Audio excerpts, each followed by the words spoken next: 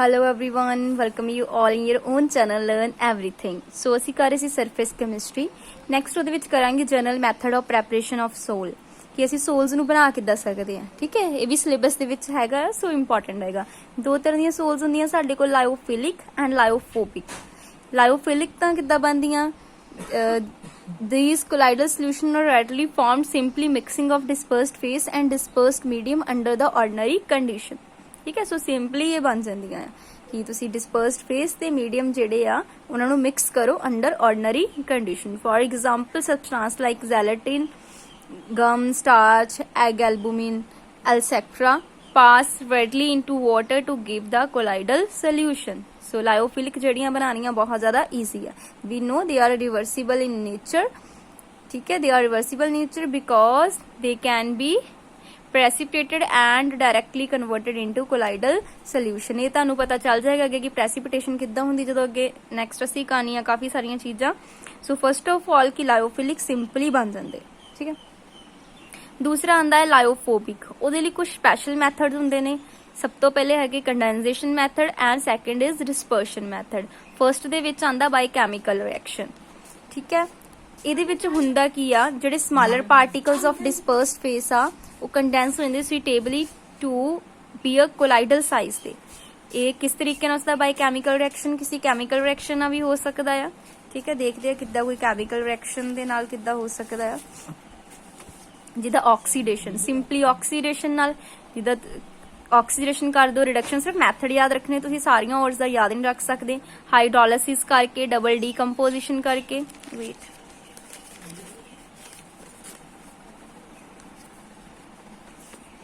ਇਹ ਦੇਖੋ ਆਕਸੀਡੇਸ਼ਨ ਹੋ ਗਈ, ਰਿਡਕਸ਼ਨ ਹੋ ਗਈ, ਉਸ ਤੋਂ ਅਗੇਨ ਸਾਡੇ ਕੋਲ ਕੀ ਹੋ ਗਈ? ਹਾਈਡ੍ਰੋਲਿਸਿਸ। ਉਸ ਤੋਂ ਬਾਅਦ double decomposition by excessive cooling, ਜ਼ਿਆਦਾ ਕੂਲਿੰਗ ਕਰਕੇ ਵੀ ਤੁਸੀਂ ਕਰ ਸਕਦੇ ਹੋ। ਠੀਕ ਹੈ, ਥੋੜਾ ਥੋੜਾ ਬਸ ਆਈਡੀਆ ਰੱਖ ਲੈਣਾ ਕਿ ਜਿਹਦਾ ਹਾਈਡ੍ਰੋਲਿਸਿਸ ਲਈ ਅਸੀਂ ਫੈਰਿਕ ਕਲੋਰਾਈਡ ਜਿਹੜੀ ਹੈਗੀ ਆ ਫੈਰਿਕ ਦੀ ਉਹ ਵਾਲੀ ਯੂਜ਼ ਕਰਦੇ ਦਾ। ਹੁਣ ਫੈਰਿਕ ਹਾਈਡਰੋਕਸਾਈਡ ਦੀ ਬਣਾਣੀ ਹੈ ਤੁਸੀਂ। ਠੀਕ ਹੈ, ਪ੍ਰੀਪੇਅਰ ਕਰਨਾ ਇਹਦਾ ਕੋਲਾਈਡਲ ਸੋਲੂਸ਼ਨ, ਉਹਦੇ ਲਈ ਅਸੀਂ ਹਾਈਡ੍ਰੋਲਿਸਿਸ ਸਿੰਪਲ ਮੈਥਡ ਯੂਜ਼ ਕਰਦੇ ਹਾਂ। ਬਟ ਜੇ ਤੁਸੀਂ AS2S3 ਬਣਾਉਣਾ ਹੈਗਾ ਫਿਰ ਅਸੀਂ ਡਬਲ ਡੀਕੰਪੋਜੀਸ਼ਨ ਯੂਜ਼ ਕਰਦੇ ਹਾਂ। ਇੰਨਾ ਥੋੜਾ ਜਿਹਾ ਆਈਡੀਆ ਰੱਖਣਾ। ਜੇ ਅਸੀਂ 골ਡ ਦੀ ਗੱਲ ਕਰੀਏ ਫਿਰ ਆਪਾਂ ਰਿਡਕਸ਼ਨ ਯੂਜ਼ ਕਰਦੇ ਹਾਂ। ਠੀਕ ਹੈ, ਜੇ ਸਿੰਪਲ ਸਲਫਰ ਦੀ ਗੱਲ ਕਰੀਏ ਤਾਂ ਆਕਸੀਡੇਸ਼ਨ ਯੂਜ਼ ਕਰਦੇ ਆ। ਥੋੜਾ ਇਹ ਚੀਜ਼ਾਂ ਧਿਆਨ ਚ ਰੱਖਣੀਆਂ ਕਿ ਸਲਫਰ ਲਈ ਅਸੀਂ ਆਕਸੀਡੇਸ਼ਨ ਯੂਜ਼ ਕਰਦੇ ਹਾਂ, 골ਡ ਰਿਡਕਸ਼ਨ ਮੈਥਡ ਯੂਜ਼ ਕਰਦੇ ਹਾਂ। ਠੀਕ ਹੈ, ਜੇ ਫੈਰਿਕਸ ਹਾਈਡਰੋਕਸਾਈਡ ਦੀ ਅਤੇ ਹਾਈਡ੍ਰੋਲਿਸਿਸ ਕਰਦੇ ਆ। ਜੇ ਅਸੀਂ AS2S3 ਦੇਖੀਏ ਤੇ ਫਿਰ ਆਪਾਂ ਡਬਲ ਡੀਕੰਪੋਜੀਸ਼ਨ ਕਰਦੇ ਆ। ਬਾਈ ਇਹ ਤਾਂ ਫਰਸਟ ਮੈਥਡ ਸੀਗਾ ਕਿ ਕੋਈ ਕੈਮੀਕਲ ਰਿਐਕਸ਼ਨ ਜਿਹੜੀ ਤੁਸੀਂ ਬਾਈ ਕੈਮੀਕਲ ਰਿਐਕਸ਼ਨ ਜਿਹੜੇ ਅਲੱਗ-ਅਲੱਗ ਤਰੀਕੇ ਨਾਲ ਕਰਵਾ ਸਕਦੇ ਹੋ। ਠੀਕ ਹੈ, ਇਹ ਉਹਦੇ ਮੈਥਡ ਸੀਗੇ। ਕੈਮੀਕਲਸ ਦੇ ਵਿੱਚ ਤੁਹਾਡੇ ਕੋਲ ਆ ਗਿਆ oxidation, reduction, then hydrolysis, then double decomposition and then then last ਸੀ। ਉਸ ਤੋਂ ਬਾਅਦ ਸੈਕੰਡ ਮੈਥਡ ਆ ਜਾਂਦਾ by excessive cooling.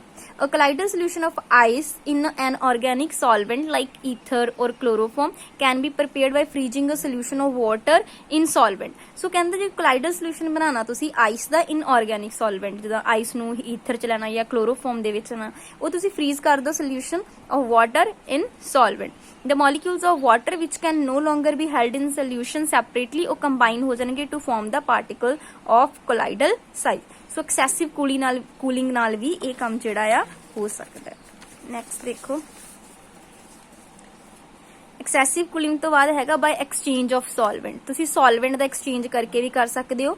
ਕੋਲਾਈਡਲ solution of certain substance ਸੱਚ ਐਜ਼ ਜਿੱਦਾਂ ਸਲਫਰ, ਫਾਸਫੋਰਸ ਵਿਚ ਆਰ ਸੋਲੂਬਲ ਇਨ ਅਲਕੋਹਲ। ਅਲਕੋਹਲ ਚ ਘੁਲ ਜਾਂਦੇ ਆ ਬਟ ਇਹ ਵਾਟਰ ਚ ਨਹੀਂ ਘੁਲਦੇ। ਇਹ can be prepared by pouring their alcoholic solution in excessive water. So ਤੁਸੀਂ ਐਕਸੈਸਿਵ ਵਾਟਰ ਦੇ ਵਿੱਚ ਇਹਨੂੰ ਸੋਲੂਸ਼ਨ ਨੂੰ ਪਾ ਕੇ ਵੀ ਬਣਾ ਸਕਦੇ ਹੋ। For example alcoholic solution of sulphur on pouring into water give milky colloidal solution. So ਤੁਸੀਂ ਐਕਸਚੇਂਜ ਜਦੋਂ ਕਰਦੇ ਹੋ ਸੋਲਵੈਂਟ ਦਾ, ਉਹਦੇ ਨਾਲ ਵੀ ਇਹ ਜਿਹੜੇ ਬਣਾਏ ਜਾ ਸਕਦੇ ਆ ਲਾਇਓਫੋਬਿਕ ਵਾਲੇ।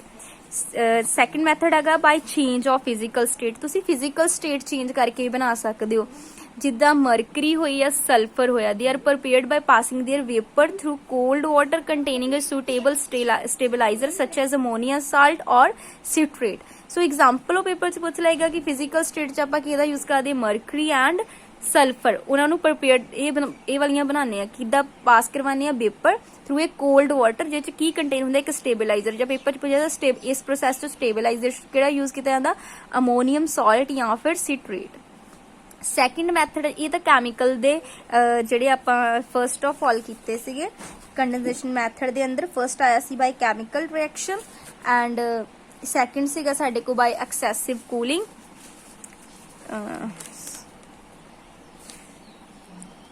ਐਂਡ ਉਸ ਤੋਂ ਬਾਅਦ ਸੀਗਾ ਬਾਈ ਐਕਸਚੇਂਜ ਆਫ ਸੋਲਵੈਂਟ, ਉਸ ਤੋਂ ਬਾਅਦ ਸੀਗਾ by change of physical state. Next ਅਸੀਂ ਹੁਣ ਕਰਾਂਗੇ ਕੁਝ ਡਿਸਪਰਸ਼ਨ ਮੈਥਡਸ। ਓਕੇ, ਸੋ ਇਹਦੇ ਅੰਦਰ ਦੇਖੋ ਕਿਹੜੇ ਕਿਹੜੇ ਆਉਂਦੇ ਆ।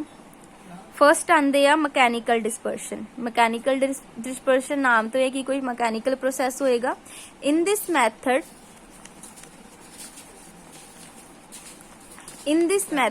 the substance first grounded to coarse particle ਛੋਟਾ ਛੋਟਾ ਕਰ ਲਿਆ ਜਾਂਦਾ ਉਹਨਾਂ ਨੂੰ।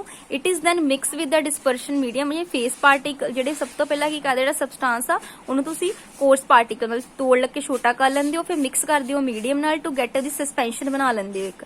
ਦਾ ਸਸਪੈਂਸ਼ਨ ਨੂੰ ਫਿਰ ਗ੍ਰਾਈਂਡ ਕਰਦੇ ਹੋ ਕੋਲਾਈਡਲ ਮਿਲ। ਇੱਧਰ ਮਿਲ ਹੈਗੀ ਆ ਦੇਖੋ ਇਹਦੇ ਵਿੱਚ, ਨਹੀਂ ਇੱਧਰ ਸਾਡਾ ਹੈਗਾ, ਸਾਡੇ ਕੋਲਾਈਡਲ ਮਿਲ ਬਣਾਈ ਹੋਈ ਹੈ, ਠੀਕ ਹੈ। ਸੋ ਉਹਨੂੰ ਫਿਰ ਹੋਰ ਗ੍ਰਾਈਂਡ ਕਰ ਲੈਂਦੇ ਹੋ। It consist of 2 metallic disc, 2 disc ਲੱਗੀਆਂ ਹੁੰਦੀਆਂ ਨੀਅਰਲੀ ਟਚਿੰਗ ਈਚ ਅਦਰ, ਜਿਹੜੀਆਂ ਇੱਕ ਦੂਜੇ ਨੂੰ ਟੱਚ ਕਰਦੀ ਹੈ। ਇਹ ਮੈਟੈਲਿਕ ਡਿਸਕ ਹੋ ਗਈ, clear. And rotating in the opposite direction at very high speed. ਇੰਨੀ ਜ਼ਿਆਦਾ ਸਪੀਡ ਦੇਖੋ 1 ਮਿੰਟ ਦੇ ਵਿੱਚ 7000 ਰੈਵੋਲੂਸ਼ਨਸ, ਮਤਲਬ ਚੱਕਰ ਉਹ ਲਗਾਉਂਦੀ ਹੈ ਇਹਦੇ ਵਿੱਚ। The space between the disc of the mill is so adjusted, ਇਸ ਤਰ੍ਹਾਂ ਐਡਜਸਟ ਕਰਦੇ ਆ ਕਿ ਜਿਹੜੀ ਕੋਰ ਸਸਪੈਂਸ਼ਨ ਆ ਉਹ ਕੀ ਕਰੇ, great shearing force give rise to particle of colloidal size.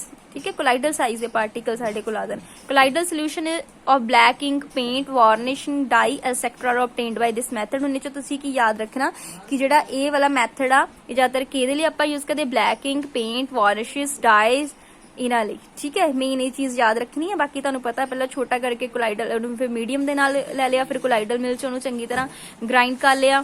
ਉਹਦੇ ਵਿੱਚ 2 ਮੈਟੈਲਿਕ ਡਿਸਕ ਲੱਗੀਆਂ, ਉਹ ਟੱਚ ਕਰਦੀਆਂ ਇੱਕ ਦੂਜੇ ਨੂੰ ਆਪੋਜ਼ਿਟ ਡਾਇਰੈਕਸ਼ਨ ਦੇ ਵਿੱਚ, ਰੋਟੇਟ ਕਰਦੀ ਬਹੁਤ ਹਾਈ ਸਪੀਡ ਤੇ। ਠੀਕ ਹੈ, ਸਪੇਸ ਇਸ ਤਰ੍ਹਾਂ ਐਡਜਸਟ ਕੀਤੀ ਹੁੰਦੀ ਆ ਕਿ ਜਿਹੜੇ ਸਸਪੈਂਸ਼ਨ ਜਿਹੜੀ ਹੈਗੀ ਆ ਉਹ ਸਬਜੈਕਟ ਹੋਵੇ, ਮਤਲਬ ਉਹਨੂੰ ਗ੍ਰੇਟ ਸ਼ੇਅਰਿੰਗ ਫੋਰਸ ਮਿਲੇ, ਜਿਸ ਕਰਕੇ ਕੋਲਾਈਡਲ ਸਾਈਜ਼ ਦੇ ਪਾਰਟੀਕਲ ਸਾਨੂੰ ਮਿਲ ਜਾਣ। ਕਲੀਅਰ। ਸੋ ਇਹਦੇ ਵਿੱਚੋਂ ਕਿਸੇ ਵੀ ਤਰ੍ਹਾਂ ਘੁਮਾ ਕੇ ਕੁਐਸਚਨ ਜਿਹੜਾ ਤੁਹਾਨੂੰ ਪੁੱਟ ਕਰ ਸਕਦਾ ਹੈ। ਨੈਕਸਟ ਮੈਥਡ ਹੈ ਸਾਡੇ ਕੋਲ ਬਾਈ ਇਲੈਕਟ੍ਰੀਕਲ ਡਿਸਪਰਸ਼ਨ ਔਰ ਬ੍ਰੀਡੀਜ਼ ਆਰਕ method.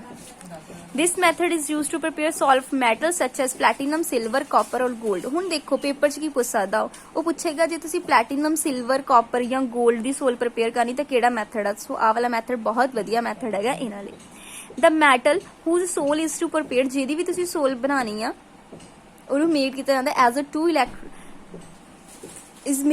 electrode immersed in dispersion medium such as water। ਜਿੱਦਾਂ ਇਹ ਦੇਖੋ ਇਲੈਕਟ੍ਰੋਡ ਜਿਹੜੇ ਆ ਵਾਟਰ ਦੇ ਵਿੱਚ ਡਿਸਪਰਸ ਕੀਤੇ ਹੋਏ ਆ। ਠੀਕ ਹੈ, the dispersion medium is kept cooled by surrounding it with the freezing mixture। ਆਲੇ ਦੁਆਲੇ ਜਿੱਦਾਂ ਇੱਥੇ ਆਈਸ ਪਾਈ ਹੋਈ ਹੈ ਇਹਨੂੰ ਥੋੜਾ ਠੰਡਾ ਰੱਖਿਆ ਹੋਇਆ ਹੈ, ਕੂਲ ਕਰਕੇ ਰੱਖਿਆ ਹੋਇਆ। An electric arc is struck between the electrodes. ਇੱਥੇ ਇੱਕ ਇਲੈਕਟ੍ਰਿਕ ਆਰਕ ਆ ਦੇਖੋ ਇਹਨਾਂ ਇਲੈਕਟ੍ਰੋਡਸ ਦੇ ਵਿੱਚ। ਦਾ tremendous heat generated by the arc vaporize the metal। ਇੱਥੇ ਸਾਰੀ ਬਹੁਤ ਸਾਰੀ ਜਿਹੜੀ ਹੀਟ ਹੋਏਗੀ ਆਰਕ ਨਾਲ ਉਹ ਕੀ ਕਰੇਗੀ, ਵੇਪਰਾਈਜ਼ ਕਰੇਗੀ ਮੈਟਲ ਨੂੰ, ਵਿਚ ਆਰ ਕੰਡੈਂਸਡ ਇਮੀਡੀਏਟਲੀ, ਫਿਰ ਵਾਪਸ ਕੰਡੈਂਸ ਹੋ ਜਾਏਗੀ। ਜਿੱਦਾਂ ਦੇਖੋ ਜਿੱਦਾਂ ਕੋਈ ਵੇਪਰ ਬਣੇ, ਵੇਪਰ ਤੋਂ ਵਾਪਸ ਜਦੋਂ ਲਿਕੁਇਡ ਬਣਦਾ ਉਹਨੂੰ ਬੋਲਦੇ ਕੰਡੈਂਸ ਕਰ ਗਏ ਉਹ। ਠੀਕ ਹੈ, ਲਿਕੁਇਡ ਦੇ ਵਿੱਚ ਤੇ ਉਹਨੇ ਸਾਨੂੰ ਕੋਲਾਈਡਲ ਸੋਲੂਸ਼ਨ ਦਿੱਤਾ। ਸਭ ਤੋਂ ਇੰਪੋਰਟੈਂਟ ਇਹਦੇ ਵਿੱਚ ਕੀ ਹੈ, ਦਾ ਕੋਲਾਈਡਲ solution prepared is stabilized by adding small amount of KOH। ਕਿ ਇਹਨੂੰ ਸਟੇਬਲਾਈਜ਼ ਕਰਨ ਲਈ ਆਪਾਂ ਕੀ ਯੂਜ਼ ਕਰਦੇ, KOH। Next method is very important by peptization। The process ਇਹਦੇ ਵਿੱਚ ਕਰਦੇ ਹਾਂ ਅਸੀਂ ਜਿਹੜੇ freshly prepared precipitate ਹੁੰਦੇ ਆ ਉਹਨੂੰ ਅਸੀਂ ਕਨਵਰਟ ਕਰਦੇ ਕੋਲਾਈਡਲ ਸੋਲੂਸ਼ਨ ਦੇ ਵਿੱਚ by for addition of some electrolyte। ਇਹ ਬਹੁਤ ਇੰਪੋਰਟੈਂਟ ਹੈ। what is the peptization ਪੁੱਛਿਆ ਜਾ ਸਕਦਾ ਕਿ ਤੁਸੀਂ ਕੋਈ freshly prepared precipitate ਆ ਉਹਨੂੰ ਕੋਲਾਈਡਲ ਫਾਰਮ 'ਚ ਕਨਵਰਟ ਕਰਨਾ, ਕਿੱਦਾਂ ਕਰੋਗੇ, ਉਹ 'ਚ ਕੁਝ ਸੁਈਟੇਬਲ ਮਤਲਬ ਕਿ ਇਹ ਨਹੀਂ ਕੋਈ ਵੀ ਇਲੈਕਟ੍ਰੋਲਾਈਟ ਐਡ ਕਰੋ, ਜਿਹੜੀ ਉੱਥੇ ਸੂਟ ਕਰਦੀ ਉਹ ਵਾਲੀ ਇਲੈਕਟ੍ਰੋਲਾਈਟ ਐਡ ਕਰੋਗੇ। ਠੀਕ ਹੈ, ਇਹਦੇ ਵਿੱਚ ਕਾਜ਼ ਆਫ ਪੈਪਟਾਈਜ਼ੇਸ਼ਨ ਕਿਉਂ ਹੁੰਦਾ ਇਦਾਂ, ਜਦੋਂ ਤੁਸੀਂ ਇਲੈਕਟ੍ਰੋਲਾਈਟ ਐਡ ਕਰਦੇ ਹੋ ਫਰੈਸ਼ਲੀ ਪ੍ਰੀਪੇਅਰਡ ਪ੍ਰੈਸੀਪੀਟੇਟ ਦੇ ਵਿੱਚ, ਜਿਹੜੇ ਸੁਈਟੇਬਲ ਆਇਨ ਹੁੰਦੇ ਆ ਨਾ ਐਡਡ ਇਲੈਕਟ੍ਰੋਲਾਈਟ ਚੋਂ, ਉਹ ਐਡਜ਼ੌਰਬ ਹੋ ਜਾਂਦੇ ਬਾਈ ਦਾ ਪਾਰਟੀਕਲ ਆਫ ਦਾ ਪ੍ਰੈਸੀਪੀਟੇਟ। ਠੀਕ ਹੈ, ਐਡਜ਼ੌਰਪਸ਼ਨ ਦਾ ਪ੍ਰੋਸੈਸ ਹੁੰਦਾ। ਦ ਚਾਰਜਡ ਪਾਰਟੀਕਲ ਵੀ ਇੱਕ ਦੂਜੇ ਨੂੰ ਕੀ ਕਰਨਗੇ, ਰਿਪੈਲ ਕਰਨਗੇ। ਠੀਕ ਹੈ, ਤੇ ਕੀ ਬਣਾ ਦੇਣਗੇ, ਕੋਲਾਈਡਲ ਸੋਲੂਸ਼ਨ। ਇੱਥੇ ਤੁਹਾਨੂੰ ਐਗਜ਼ਾਮਪਲ ਤੋਂ ਹੋਰ ਕਲੀਅਰ ਹੋਏਗਾ। ਦੇਖੋ ਐਗਜ਼ਾਮਪਲ ਦਿੱਤੀ ਹੋਈ ਉਹਨੇ, FeOH3 Fe3 positive ion electrolyte ਤੋਂ ਆਏ, ਪੋਜ਼ਿਟਿਵ ਸੇਮ ਇੱਕ ਦੂਜੇ ਨੂੰ ਰਿਪੈਲ ਕਰਨਗੇ, ਰਿਪੈਲ ਕਰਕੇ ਕੀ ਬਣਾ ਦੇਣਗੇ, ਕੋਲਾਈਡਲ ਸੋਲੂਸ਼ਨ। ਕਲੀਅਰ। ਸੋ ਇਹ ਅਲੱਗ-ਅਲੱਗ ਜਿਹੜੇ ਮੈਥਡ ਸੀਗੇ ਕਿ ਕਿਹੜੇ-ਕਿਹੜੇ ਮੈਥਡ ਦੇ ਨਾਲ ਜਿਹੜਾ ਆਪਾਂ ਇਹਨਾਂ ਨੂੰ ਬਣਾਇਆ ਜਾ ਸਕਦਾ ਹੈ। ਸੋ ਇੱਕ ਵਾਰੀ ਰਿਪੀਟ ਕਰ ਲੈਂਦੇ ਆ।